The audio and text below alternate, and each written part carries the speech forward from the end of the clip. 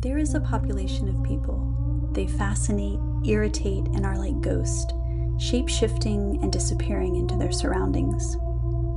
They are the high-intelligent, gifted population. Intellect is only one part of who they are, and we hope to uncover the complexities with which they live their life. Here we start a new conversation. Join us as we delve into the world of intelligence. Perhaps you will discover a child, a neighbor, friend, or yourself in this conversation.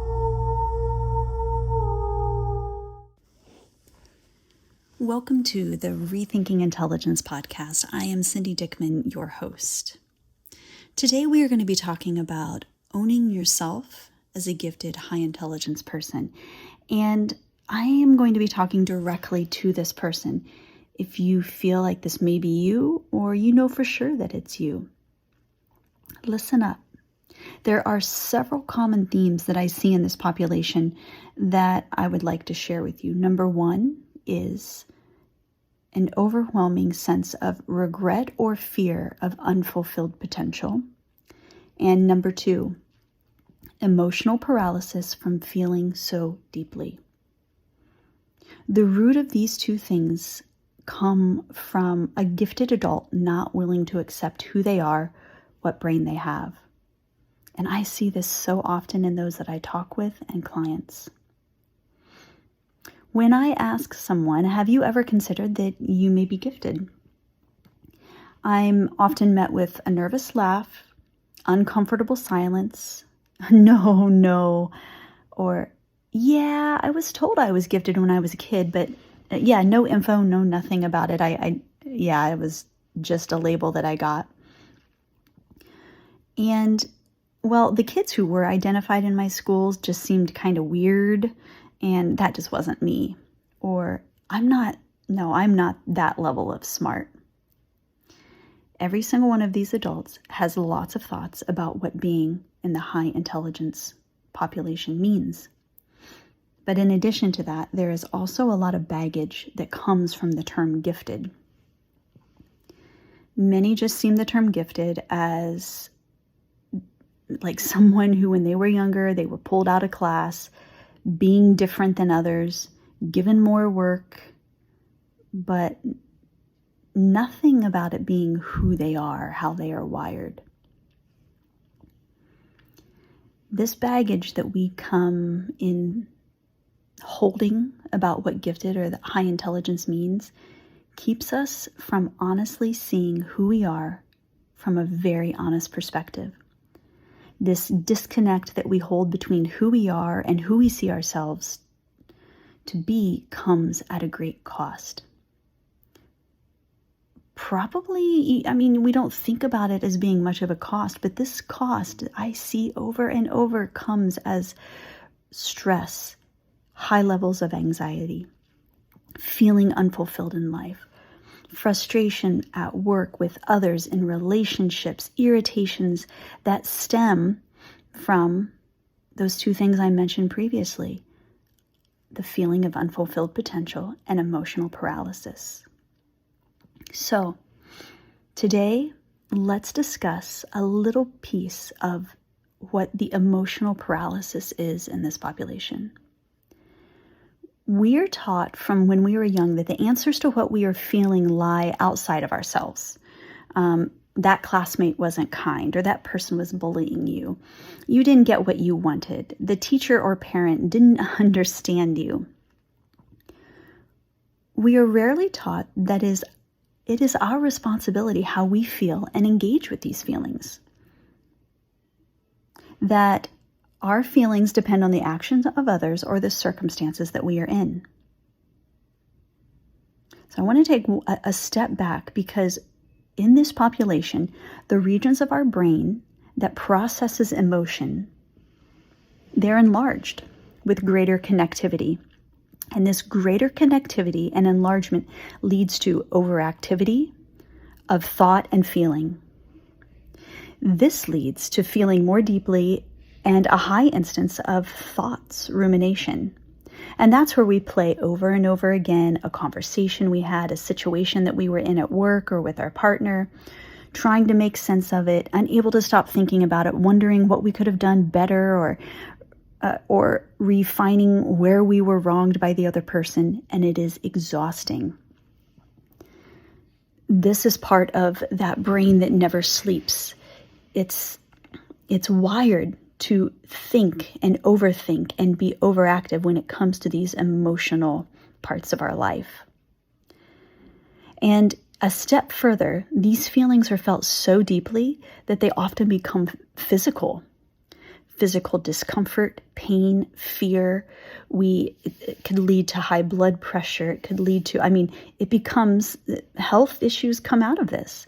The rumination is there to tell us, we think that if we were just different, if we were better, if we did things differently, we could control this physical discomfort and pain that we're feeling, and we'll do anything to not feel. So let's just think about it again and again and again. Does any of this sound familiar? This system of feeling deeply leads to a near constant state of fight or flight, a tug of war, trying desperately to keep those feelings down, buried deep. But as humans, our system is just not able to keep them all hidden and shoved down.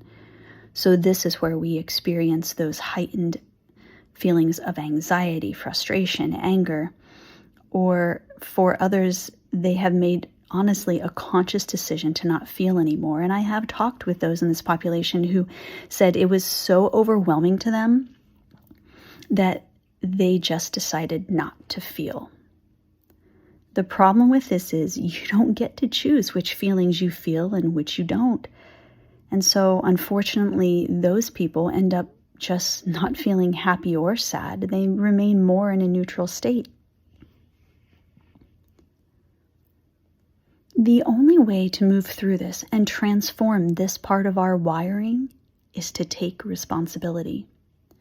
Full knowing that we are the only ones responsible for our emotions and feelings.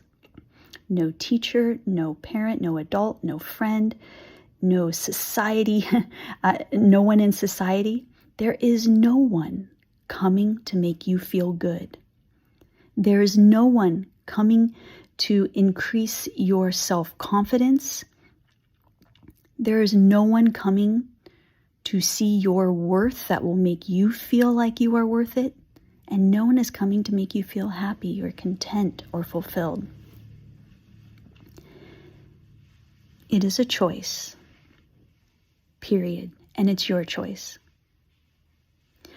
A warning with this, however, that when you decide to turn inward and take responsibility for how you feel about yourself and others, your brain will freak out on you. I have spoken with and worked with many in this population, and I have been ghosted by quite a few as well. Nearly every time during our last conversation I have, before never hearing from that individual again, they say to me, I have never met anyone who understands me as well or as deep as you do. Because of this, they open up, they share so much with me about their life. And because of that, when we finish our call, their brain kicks into high gear. What this does for someone who has worked their entire life to shove down, ignore, rationalize their emotion, their brain starts screaming. A little understanding and you become weak, vulnerable. How dumb are you? Who knows what Cindy's going to do with this information? She may use it against you. How stupid are you? You knew better than that. I can't protect you when you do that. So instead of enjoying a moment of real, authentic understanding and connection, we retreat. We go back where it is safe. Oddly, though, this safety is actually inward, exactly where we need to be to transform this emotional intensity. But this inward, where we go, often presents as this: a fragile ego and sense of self masked as self-judgment, judgment of others, perfectionism, drive, and focus. Each one of these takes us further away from being able to master our deep feelings. The inward work is allowing yourself to feel fully the intensity of an emotion, not allowing your brain to give it any meaning. And it will try really, really hard because you have honed over decades how to give every emotion and feeling meaning. But if you want to master this, you let the emotion roll through you like a wave, fully knowing that no wave, no feeling lasts forever. You can fully feel it, let it pass, and not engage. You will be okay. These are things we should have been taught when we were young, but we weren't. We were taught to give everything so much meaning. And when our brains are wired to give everything meaning, how powerful would it have been when we were young for someone to come and say, I know you're feeling this intently. You go ahead, let it roll through you, but you will be okay in the end. It will pass through you and you will be fine. Nothing lasts forever. But because we weren't given this so very simple tool that is now seems too simple to actually work, our brain on its own found honestly very dysfunctional ways of dealing with our intensities, of which we talked about earlier, shoving down, pushing down, not feeling.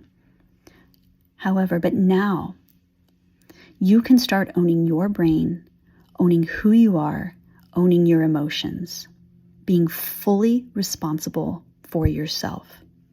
They are yours and yours alone to understand and transform. Until next time, all my best.